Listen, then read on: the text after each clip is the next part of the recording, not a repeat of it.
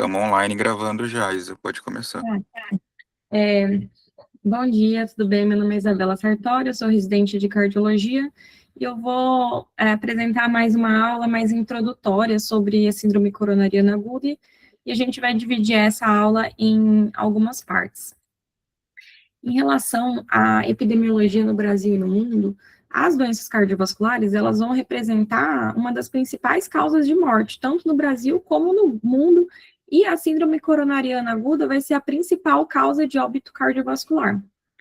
Do ponto de vista econômico, o infarto ele tem um dos custos financeiros mais altos entre as doenças cardíacas, tanto que os gastos no SUS chegaram a quase 22 milhões e meio em 2015. Além disso, a dor torácica também vai ser uma causa muito importante de admissão em emergência, representando até próximo aos 40% dos casos de admissão em unidades de emergência. E em relação aos óbitos causados por infarto, no DataSUS de 2017, 7% das mortes, quase 93 mil pacientes, foram relacionados aos óbitos por infarto. E o infarto também representa um quadro de internação muito significativa, quase 10% das internações no SUS, e ela é muito mais frequente em pessoas idosas. Então, naqueles com mais de 50 anos, a representação foi de 25%. Eu acabei optando por trazer um pouco também em relação ao protocolo da diretriz de dor torácica na emergência, né, que foi lançada no ano passado. Eu trouxe, assim, para fazer mais uma introdução em relação a esse tema, porque a gente sempre precisa avaliar os diagnósticos diferenciais quando a gente recebe um paciente com um quadro de dor torácica. A diretriz ela é bastante clara, falando sobre a realização de eletrocardiograma em 10 minutos, e esse eletrocardiograma vai ser a base para a gente definir o que vai fazer com esse paciente, né? Se a gente vai encontrar alterações nesse eletrocardiograma ou se não vai ter alterações. Então, a gente precisa avaliar esse eletrocardiograma, avaliar os critérios de instabilidade desse paciente, um paciente instável ou estável, e daí, a gente da cardiologia, a gente que já fez clínica médica, o diagnóstico diferencial acaba sendo bastante fácil, a gente consegue avaliar de uma forma tranquila todos esses diagnósticos diferenciais, pensar no que é mais provável ou não. Então, esse pedaço eu trouxe de uma forma bem mais resumida, como a gente pode definir em relação às rotas dos pacientes instáveis, estáveis. Os diagnósticos diferenciais, a gente tem as doenças da aorta, a síndrome coronariana aguda, o tromboembolismo pulmonar, que a gente vai usar o score de Wells, o dedímero, pneumotórax, as pericardiopatias, né? E lembrar também das doenças de esôfago, que vão ser causas muito mais raras, né, de dor torácica, mas estão relacionadas com bastante gravidade, como, por exemplo, a rotura esofágica, com a mediastinite associada. A gente tem até aqui a síndrome de Boerhaave, está relacionada a pacientes elitistas com episódios eméticos. A gente vai ter um paciente que vai se apresentar com enfisema subcutâneo, com um quadro de vômitos, uma dor torácica, ou em andar superior do abdômen bastante intensa, associada a uma instabilidade hemodinâmica, e o diagnóstico a gente vai acabar chegando a ele por um raio-x ou uma tomografia. Em relação às síndromes aórticas, a diretriz, ela acaba trazendo dois scores, que eles vão só ajudar a gente a pensar numa probabilidade pré-teste, para a gente identificar os pacientes em baixo ou em alto risco. Não existe outro nível de classificação. Esses scores é o ADDRS, onde a gente vai ter as condições clínicas predisponentes, as características da dor e os achados do exame físico. Cada uma dessas colunas, elas vão pontuar um ponto. Se o paciente pontuar apenas um ponto, ele é um paciente de baixo risco. Se ele pontuar mais, já é um paciente de alto risco e a gente tem que fazer uma investigação adicional. E esse score aorta também, que vai ser a probabilidade também para uma síndrome aórtica conforme sinais e sintomas desse paciente. Essa daí é meio que só para a gente As alterações são algumas coisas bem claras, assim, que qualquer pessoa que já estudou sobre síndromes aórticas vai conseguir fazer esse manejo, conseguir fazer esse diagnóstico diferencial, mas é interessante a gente ver score sobre isso, ver como que é organizada, como que é organizado. Aqui também eu trouxe esse fluxograma sobre a detecção, né? Ali em cima ele usa alguns sinais e sintomas, e daí a gente vai fazer a avaliação complementar, com presença de eletro, do POCUS. No POCUS a gente pode avaliar, às vezes, alguns sinais indiretos, ou até mesmo alguns sinais diretos, como, por exemplo, avaliar a presença de flap, da presença do hematoma, da úlcera, ou até mesmo alguns sinais mais indiretos, tipo dilatação de aorta, presença de derrame, insuficiência valvar. E daí eles dividem aqui os pacientes em mais de um ponto ou menos de um ponto. E o que é interessante é que naqueles pacientes com um ponto apenas, ou menos de um ponto, são os pacientes com baixa probabilidade, a gente pode fazer o uso do dedímero também, para pensar na dissecção de aorta. E naqueles pacientes com um dedímero negativo, a gente vai ter que acabar procurando outra causa diagnóstica para aquele quadro de dor torácica. Trouxe também um pouquinho aqui sobre os score de Wells, né? Do score de Wells e do Genebra, para a gente pensar em tromboembolismo pulmonar, tromboembolismo venoso. Quando a gente tem um paciente com uma suspeita, a gente vai dividir os pacientes em suspeita baixa, intermediária e alta, né? Para a gente conseguir definir se esse paciente vai para angiotomografia, se é um paciente que pode realizar apenas dedímero, e naqueles pacientes com um score mais baixo, a gente pode usar o score PERC, que é o que está bem aqui no cantinho inferior. O score PERC a gente vai usar naquele paciente que a gente tem um baixo risco. Paciente de baixo risco, com todos esses critérios do PERC negativos, é um paciente que a gente pode excluir com tranquilidade, sem exames adicionais, até mesmo, às vezes, sem o dedímero, a realização de exames complementares para a gente pensar em tromboembolismo. A gente também tem aqui, trouxe também o fluxograma do TEP, né? E lembrar que esse fluxograma, ele começa exatamente pela estabilidade do paciente, né? Um paciente que está com sinais de choque vai ser um paciente que vai ter alto risco, e a gente tem que fazer medidas mais rápidas para a gente conseguir chegar ao diagnóstico desse paciente. E a principal coisa que a gente vai fazer vai ser o POCUS, né, a beira-leito, e avaliar os sinais de sobrecarga de câmaras direitas, para a gente definir se a instabilidade está relacionada a isso ou não. E a confirmação do diagnóstico de tromboembolismo pulmonar vai ser pela angiotomografia, para a gente definir o que vai ser realizado com esse paciente. E naqueles pacientes que estão estáveis, né, segue o fluxograma normal, com baixa intermediária, a gente pode fazer o dedímero, avaliar a realização do PERC, e aqueles pacientes com probabilidade mais alta, a gente vai para a angiotomografia para conseguir diagnóstico.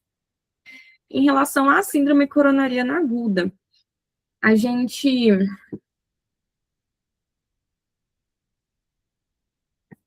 tem a síndrome com o supradesnivelamento do segmento ST, ou com um BR novo, um bloqueio de ramo esquerdo novo, ou presumivelmente novo. E, geralmente, esses casos, eles vão estar relacionados a uma oclusão coronariana mais aguda. E a gente também tem a síndrome sem o supradesnivelamento do segmento ST, e aqui nessa síndrome coronariana, a gente vai ter os pacientes com angina estável e os infartos sem supra. A gente vai ter, na ausência de supra, a gente vai ter alguns eletrocardiogramas que vão sugerir maior isquemia, maior gravidade, tipo pacientes com uma elevação transitória de segmento, com infradesnivelamento, ou transitório, ou persistente do segmento, inversão das ondas T, alterações inespecíficas da onda, e até mesmo a gente pode encontrar um paciente com eletrocardiograma completamente normal. A angina instável, ela vai ser decorrente da isquemia miocárdica, na ausência de necrose miocárdica, ou seja, a gente vai ter os biomarcadores, a troponina, que vão vir negativos. E os pacientes com egina instável, eles vão ter prognósticos bastante diferentes, que podem ser um paciente desde um risco relativamente baixo até pacientes com um risco mais elevado. Quando a gente vai definir, é muito importante a gente definir o que é lesão miocárdica. Ele vai ser um termo que a gente tem que empregar naqueles pacientes com os valores de troponina positiva, e essa dose, pelo menos uma das dosagens tem que estar positiva, e ela tem que estar acima do percentil 99 daquele kit. Cada kit, ele vai ter o seu percentil, e geralmente você tem que saber o percentil 99 do kit do seu serviço. E a lesão, ela vai ser considerada aguda se a gente tiver comportamento dinâmico, ou seja, se a gente tem uma estabilidade dos valores de troponina, uma variação pequena desses valores, a gente vai considerar como uma lesão miocárdica crônica. Já se a gente tem uma alteração dinâmica com ascensão ou a queda dos valores, essa ascensão ou queda vai depender de quanto tempo o paciente apresenta dor, quanto tempo o paciente chegou na emergência, né? Então, a gente coleta a primeira troponina e vai ter que avaliar se vai ter ascensão ou descenso desses valores. Aí, em relação às definições de infarto, a gente tem que ter a presença da lesão miocárdica, que vai ser aguda, com essa alteração desses valores, associada a uma clínica sugestiva, a novas alterações no eletrocardiograma, surgimento de onda Q, ou algum exame de imagem mostrando alteração de contratilidade, perda de miocárdio viável, sinais isquêmicos, ou até mesmo a identificação de presença de um trombo por as angiografias, ou até mesmo por necrópsia, dependendo. Aqui eu trouxe também em relação aos diagnósticos da TINOCA, né, que é a troponina, que significa Troponin Positive Non-Obstructive Coronary Arteries, ou seja, uma troponina positiva sem uma obstrução coronariana de fato, que vai englobar causas cardíacas, extracardíacas e também vai englobar os quadros de MINOCA, que a MINOCA é o Myocardial Infarction with Non-Obstructive Coronary Arteries, que é o infarto sem presença de doença arterial coronariana significativa. A gente pode ter algum caso das disfunções coronarianas, como uma ruptura de placa, ulceração, fissuração dessas placas. A gente também tem, quando a gente tem um desequilíbrio entre a oferta e o consumo, que vai ser o espasmo coronariano, embolia coronariana e até mesmo algumas disfunções endoteliais, como as doenças da microvasculatura. Em relação à fisiopatologia, a principal causa da síndrome coronariana aguda vai estar relacionada com a instabilização de uma placa aterosclerótica, que pode estar relacionada tanto à erosão como à ruptura e a consequente formação de um trombo ali naquela região, que pode ser um trombo oclusivo ou um trombo suboclusivo. A isquemia, ela progride do subendocárdio em direção ao subepicárdio. E o tempo dessa progressão, ela vai variar muitas coisas. Por exemplo, se aquele paciente tem presença de irrigação colateral, geralmente aqueles pacientes mais idosos, pacientes masculinos, pacientes com um quadro clínico já mais crônico, com mais fatores de risco, vão ser pacientes que vão ter uma irrigação colateral mais eficiente para fazer uma irrigação associada num quadro de infarto e evitar e gerar algum grau de proteção. Também vai estar relacionado à redução do consumo do oxigênio, como que vai estar esse fluxo, se esse fluxo vai ter uma intermitência, por exemplo, se tem um paciente que procura emergência e com as medicações acaba tendo algum grau de reperfusão até a definição de tratamento definitivo.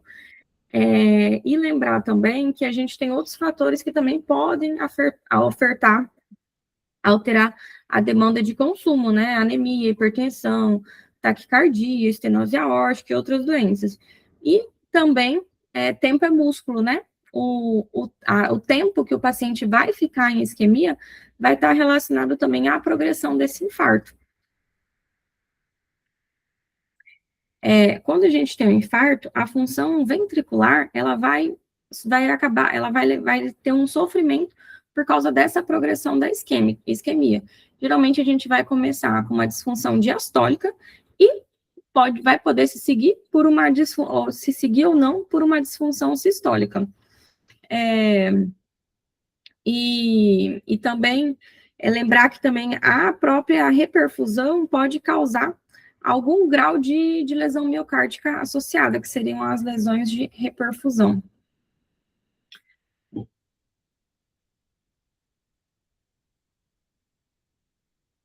A gente tem a troponina, que vai ser basicamente que vai conseguir definir muita coisa para esse paciente, definir o que nós vamos fazer, como vai ser. Ela é uma coisa, é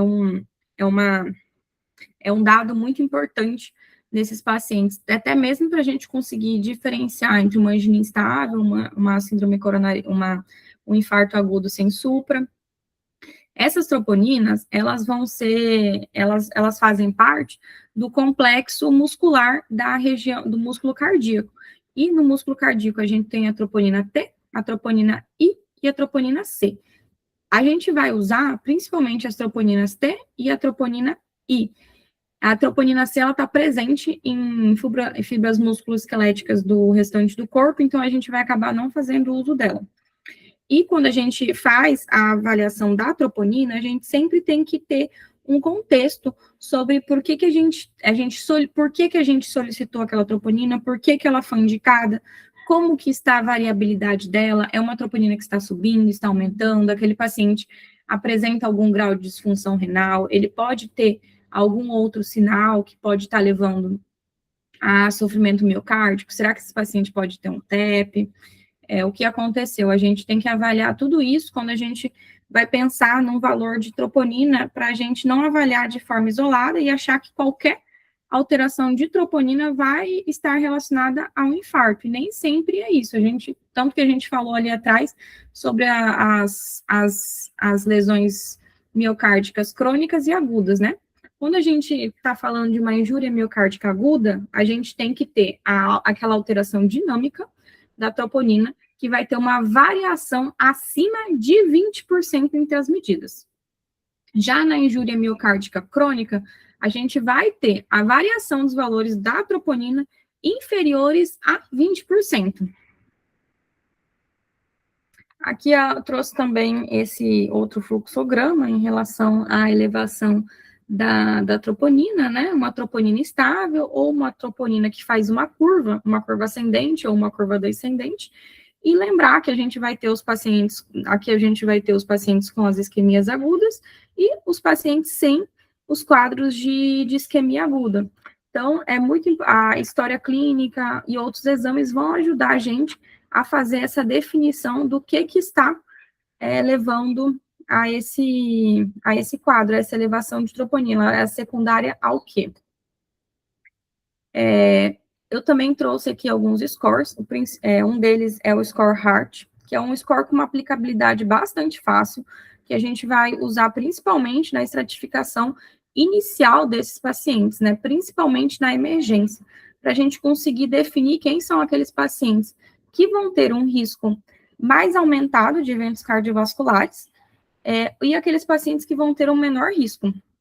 Ele foi desenvolvido para a gente avaliar o risco desses eventos maiores em 6 semanas naqueles pacientes quando a gente tem suspeitas de síndrome coronariana aguda.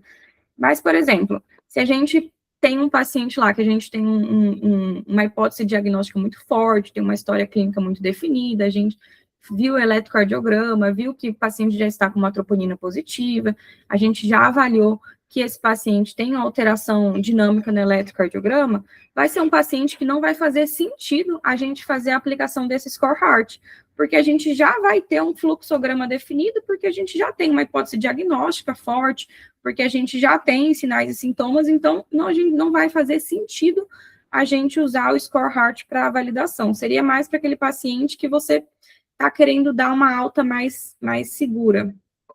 para uma investigação ambulatorial. A gente também tem aqui os scores de estratificação, o GRACE, o TIME e o Crusade. Eu trouxe aqui também falando sobre a nível de evidência 1, né, naqueles pacientes, e a gente tem uma recomendação importante para a gente fazer sempre a estratificação de risco de todos aqueles pacientes, para a gente conseguir colocar aqueles pacientes em alto, intermediário ou baixo risco, para a gente desenvolver eventos maiores, para a gente conseguir definir como vai ser o tratamento desses pacientes. E nesses scores, a gente tem o GRACE e o TIME, existem outros, né, mas esses são os mais conhecidos, os mais falados. Ali, na parte de cima, naquela tabela branca, a gente tem o score GRACE, né, que ele pode ser usado tanto para admissão hospitalar quanto para as altas hospitalares. E ele fornece até mesmo uma estimativa de óbito, né, ou infarto nos 6 meses após a alta. E ele vai dividir os pacientes em baixo, intermediário e alto risco também, conforme a idade, frequência cardíaca, pressão, valores de creatinina, sinais de insuficiência cardíaca, alterações dinâmicas, elevação de marcadores de necrose, né, elevação de troponina, e a gente tem o score TIME, né, que vai ser aquele que vai ser, a gente vai usar para os pacientes com síndrome coronariana aguda sem supra de ST, né, e a gente vai definir a pontuação de 0 a 2 pontos no paciente de baixo risco, de 3 a 4 pontos de risco intermediário e de alto risco. Aqui, não, esse daqui é o Crusade. Aí o time, ele vai usar exatamente esses itens que estão aqui, a idade, a elevação dos marcadores, depressão do ST, uso de AS, presença de fatores de risco, a presença de DAC conhecida, angina grave recente, tudo isso a gente vai colocar no score para a gente conseguir classificar esse paciente. E aqui eu trouxe também o Crusade, que está relacionado ao risco maior de sangramento intra-hospitalar, e ele também acabou sendo validado como algum dos preditores de morte. O Crusade, a gente vai avaliar o hematócrito basal, o clearance de creatinina, frequência cardíaca, sexo, sinais de C, doença vascular prévia, diabetes e a pressão daquele paciente. Nesse aqui, a gente pode pensar que a gente pode pensar inicialmente que a idade não está sendo considerada, mas toda vez que a gente vai calcular o clearance de creatinina, a gente acaba tendo que colocar a idade, então isso vai acabar sendo avaliado de uma forma indireta pelo Crusade. Aqui também eu trouxe essa outra tabela falando sobre a síndrome coronariana aguda sem supra, né? Onde a gente vai ter, eu achei essa tabela aqui bem interessante, também bem fácil para a gente conseguir definir esse alto, moderado e baixo risco de uma forma rápida, né? Que é bem importante a gente conseguir fazer essa definição. No alto aqui, a gente tem que ter o paciente com pelo menos uma das seguintes características, que vai ser uma história compatível, uma idade maior de 75%, 75 anos, uma dor prolongada, com mais de 20 minutos, uma dor em repouso. No exame físico, um paciente com sinais de insuficiência cardíaca, e no eletro, um paciente com infra mais de meio centímetro, com presença de angina associada, alterações dinâmicas, bloqueios novos, taquicardia ventricular sustentada. Aí a gente tem os moderados, que é um paciente que não pode ter nada do alto risco, e ele tem que ter uma idade entre 70 e 75 anos, infarto prévio, doença cerebrovascular, DAOP, revascularização prévia, uso prévio de AS, angina em repouso com mais de 20 minutos que se resolveu, com probabilidade de DAC moderada alta, e uma angina em repouso com menos de 20 minutos, com alívio espontâneo ou com uso de nitratos. E também tem uma inversão de onda T ali maior que 2 milímetros, ou a presença de ondas Q patológicas naquele eletro, né, que já vai ser um paciente que a gente vai pensar que ele já apresentou uma síndrome coronariana prévia. E daí os pacientes de baixo risco. Eu achei esse daqui realmente bem, bem legal para a gente conseguir fazer uma avaliação mais rápida desses pacientes. E lembrar, na suspeita de dor torácica na emergência, a gente precisa fazer avaliação de história clínica, um exame físico, realizar sempre o eletrocardiograma de forma mais precoce possível, a troponina, e a gente já pode aplicar o Score Heart para a gente ver quem que são aqueles pacientes que a gente conseguiria dar uma alta mais tranquila, né? Aí, conforme os achados, conforme a clínica desse paciente, a gente pode repetir uma nova troponina ultrassensível em 1 hora e avaliar como que está essa curva dessa troponina. A troponina ultrassensível, a gente pode repetir em 1 hora ou 2 horas para fazer essa avaliação, mas quando a gente não tem a troponina ultrassensível, a gente pode acabar fazendo uma curva de troponina a cada 3 horas, finalizando ali em 6 a 12 horas, conforme o quadro clínico que esse paciente vai apresentar. E lembrar também que aqueles pacientes de muito alto risco, de alto risco, a gente vai ser um paciente que a gente vai acabar optando por uma abordagem invasiva de forma imediata, para a gente conseguir fazer o diagnóstico desse paciente. Eu trouxe mais aqui também sobre os exames não invasivos, para a gente fazer o diagnóstico de isquemia do paciente e até mesmo uma avaliação prognóstica de acordo com os achados que a gente vai ter. Esses exames são o teste ergométrico, o eco com e sem estresse, presença de cintilografia, a angiotomografia e a ressonância. Acaba que na nossa realidade, o teste que a gente vai ter, na maioria das vezes, vai ser a realização de um cateterismo, né? A gente acaba não tendo uma disponibilidade significativa desses exames,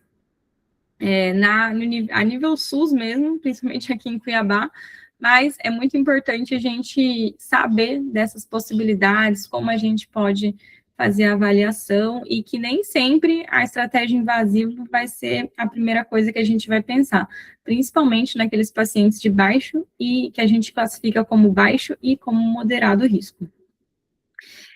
Aqui a gente tem o teste ergométrico, tem um nível de recomendação 1B para aqueles pacientes de baixo risco, tanto na clínica como no elétrico, com a presença dos biomarcadores normais, e eles têm indicação de ser encaminhados para o teste ergométrico em 9 a 12 horas após a observação, naqueles pacientes que estão apresentando estabilidade, que não tem um risco cardiovascular moderado a alto, que a gente conseguiu descartar doença aguda de aorta, tromboembolismo pulmonar, que descartamos miocardite, pericardite, que são alterações que vão contraindicar esse exame.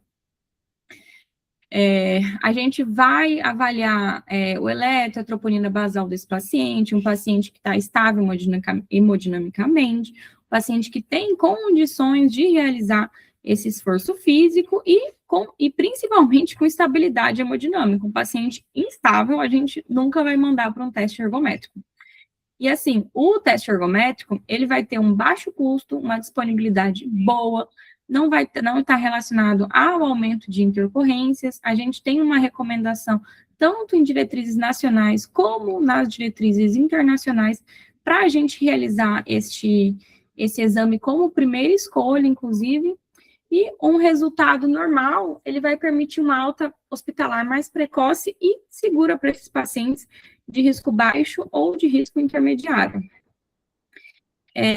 A gente tem também aqui, em relação à realização do teste ergométrico em pacientes de alto risco após 48 horas, com nível de evidência mais baixo, e a realização do teste ergométrico em pacientes de alto risco, que a gente já tem um nível de recomendação pior ainda, ou seja, é o tipo de conduta para a gente não estar tomando. A gente também tem a realização do ecocardiograma. O ecocardiograma, ele não vai ser capaz de dizer para a gente se aquele quadro de isquemia é recente ou se aquele quadro de isquemia é antigo, né? Então, assim, a gente precisa avaliar de um contexto global como está esse paciente. E a gente lembrar também que se a gente tem uma disfunção segmentar, aquele paciente pode não ter uma síndrome coronariana, uma doença arterial, uma arterial coronariana aguda, mas ele tem uma indicação de que já aconteceu alguma coisa, que aquele miocárdio já tem algum grau de sofrimento.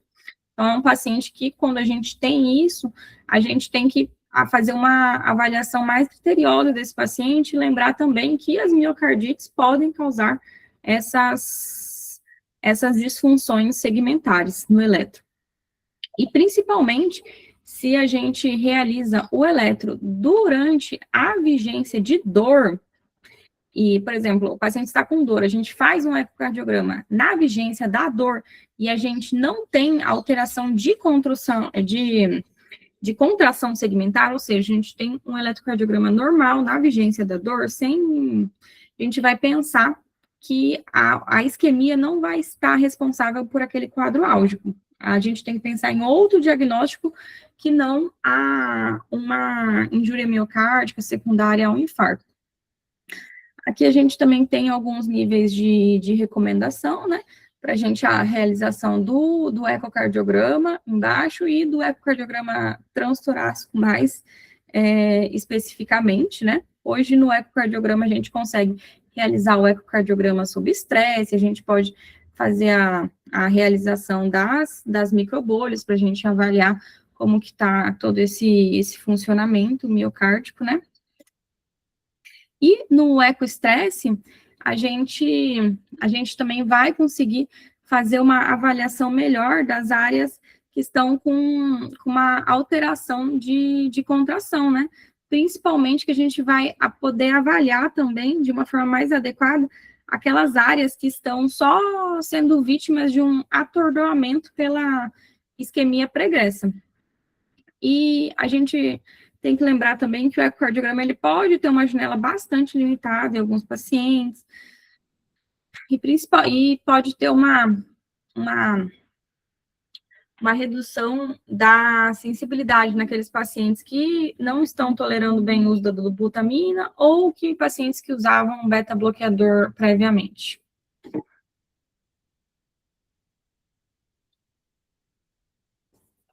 A gente tem também a cintilografia miocárdica.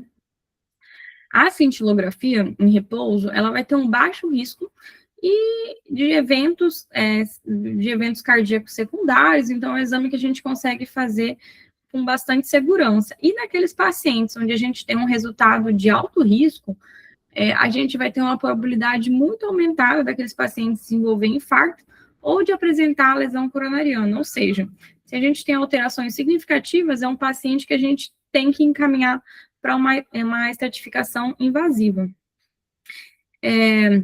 As diretrizes internacionais, elas recomendam bastante o emprego da imagem para a gente fazer essa perfusão miocárdica no repouso durante a dor torácica, para a gente estratificar os riscos desses pacientes de acordo com a suspeita. Aqui a gente também tem, em relação a realizar um nível de evidência, né, para a gente realizar a cintilografia em repouso na dor torácica e a estratificação de risco dos pacientes na síndrome coronariana aguda ou quando a gente não tem um eletrodiagnóstico. A gente também tem um nível de evidência 1B para cintilografia sob estresse e a gente pode avaliar para fazer a estratificação funcional desses pacientes também. A gente tem a angiotomografia. A angiotomografia tem bastante estudo, trouxe 2 estudos aqui, mas tem outros também, que a gente vai usar para esses pacientes também com dor torácica e risco intermediário alto. Aqui a gente trouxe 2 estudos, né, que é esse CT-STAT, onde quase 700 pacientes foram avaliados, pacientes de baixo risco com dor torácica, foram avaliados para a gente realizar uma angio-TC de coronárias ou a cintilografia. Aqueles pacientes que realizaram a angio-TC, eles tiveram um diagnóstico mais rápido e um menor custo de internação, não teve um aumento significativo de eventos adversos, e muitos desses pacientes conseguiram receber uma alta mais precoce realizando a angiotomografia. E a angiotomografia, além disso, ela também vai ajudar a gente no diagnóstico diferencial, né? Porque a gente vai fazer uso de contraste, a gente vai conseguir fazer uma avaliação de aorta, como que está a região da aorta.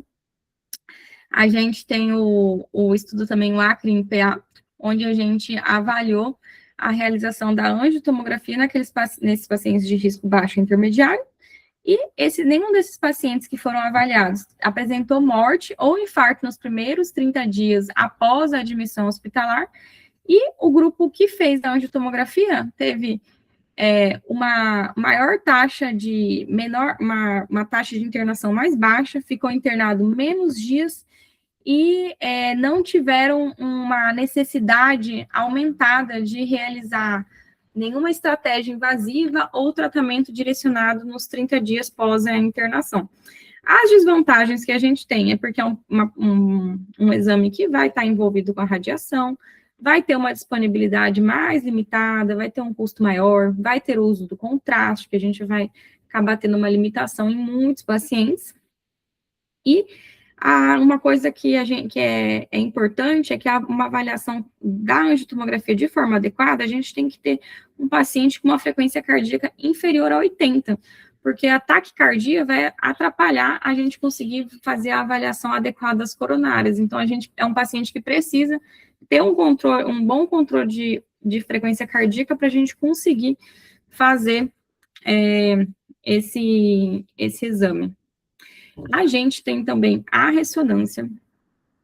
Muitas pessoas, elas vão considerar a ressonância como o padrão ouro, para a gente conseguir fazer a avaliação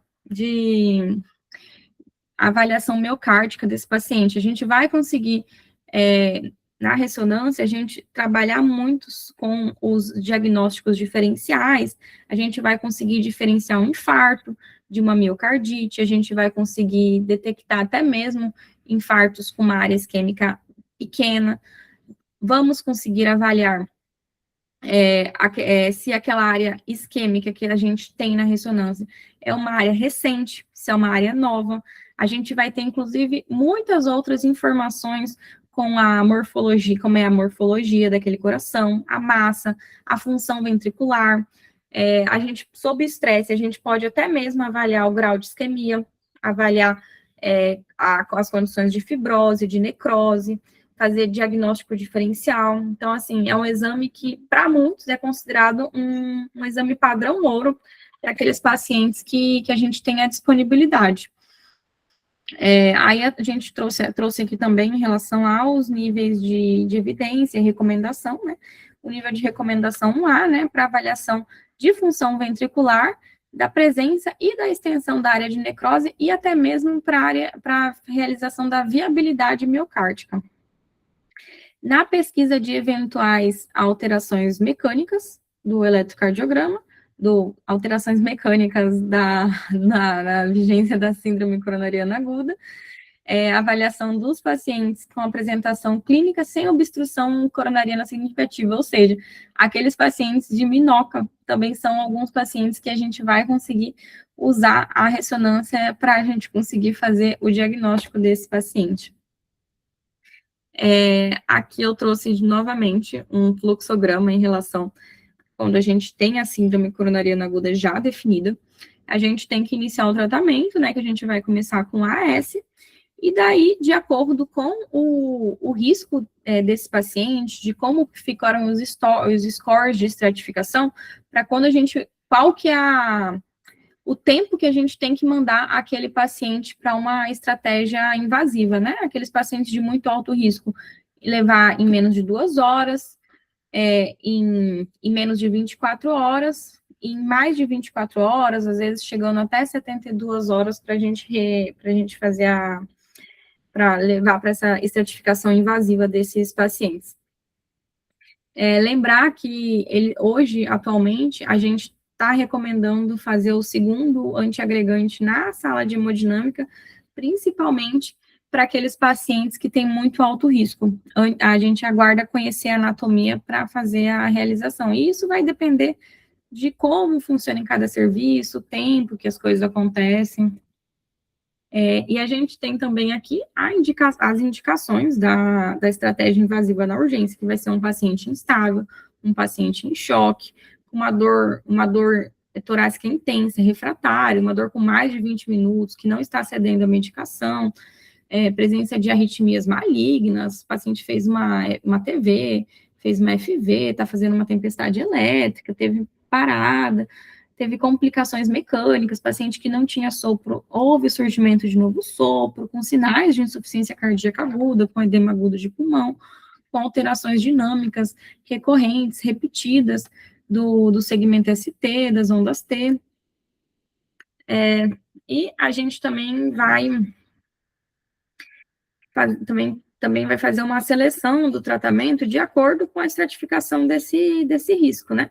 Naqueles pacientes com risco intermediário, diabético, insuficiência renal, com história de insuficiência cardíaca, com a fração de ejeção menor que 40, que já teve alguma terapia de reperfusão previamente realizada, que tem um score Grace entre 109 e 140, a gente faz uma estratégia invasiva com menos de 72 horas. Naqueles pacientes de alto risco, com uma troponina positiva, com alterações dinâmicas, com um score Grace maior que 140, a gente vai ser um paciente que a gente vai querer levar para uma estratificação invasiva em menos de 24 horas. E já naqueles pacientes de muito alto risco, a gente vai levar eles para uma estratificação invasiva de forma imediata, né? Que são aqueles pacientes que nem a gente, que tem aqueles critérios que eu falei anteriormente, e que a gente precisa fazer esse diagnóstico e um tratamento mais adequado, que são pacientes com um risco muito maior. E essas daqui são as referências, eu trouxe mais sobre, como eu falei no começo da aula, eu acabei trazendo mais em relação a essa diretriz da dor torácica e sobre a diretriz de 2021, né, sobre a angina e o infarto agudo. Eu acabei não entrando muito no tratamento, porque eu acho que a aula ia acabar se prolongando bastante até a gente conseguir falar em relação a todos esses pormenores do tratamento. E é isso.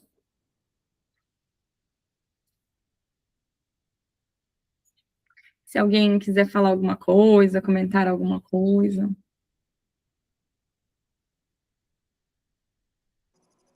Acho que só ficou eu de preceptor, né? Ah, Isa, parabéns pela apresentação. Estou esperando alguém se manifestar. Cara, é um tema muito amplo. Realmente, vocês precisam tentar dividir um pouquinho mais até para poder explanar pontos críticos melhores, né, do que passar pano por cima de tudo e às vezes não fixar nada. Acho que você falou bem da questão da dor, né, que é mais típica e atípica, mas tentar definir como realmente anginosa e não anginosa, porque assim, tem dor típica de infarto, tem dor típica de pericardite, tem dor típica de TEP, tem dor típica de é, síndrome aórtica aguda. Então, se você falar típica, você só pensa na síndrome coronariana aguda e não pensa no resto, né? Eu sou muito cri-cri com essas coisas, porque você já pega uma fase diferente, mas na minha época de residência, tinha essa questão de fazer DAP para todo paciente que chegava na emergência. Então, era Monabixê, Aespo, Progrel para todo mundo. E aí, vocês não ficam tanto sobrecarregados com a parte de fechar protocolo de dor torácica, mas nos outros serviços aqui que eu já acompanhei, que os residentes ficam tocando protocolo de dor torácica no PA, eles ficam muito putos com o protocolo de dor torácica, porque muitas vezes, quando vocês estão na residência, vocês querem pegar um infarto com supra, levar para hemodinâmica, abrir artéria, conduzir um choque cardiogênico, assim, salvar uma vida, né? Mas o protocolo, que eu sempre falo, ele não é uma algema, ele é uma bússola.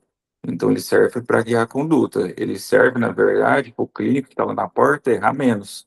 E vocês, que são futuros cardiologistas, né, que vão ter essa noção de poder individualizar. Então, na minha época, como estava lá a Espo-Progrel, e todo mundo chegava com qualquer dor do umbigo ao nariz, a Espo-Progrel. Aí, o paciente ia 3 dias lá com dor epigástrica, a Espo-Progrel. No 7º dia, ele chegava com uma melena, uma metoquesia, porque às vezes o pessoal que está ali só quer saber de eletroconina, né? É o que vocês sabem, vocês também criticam, né?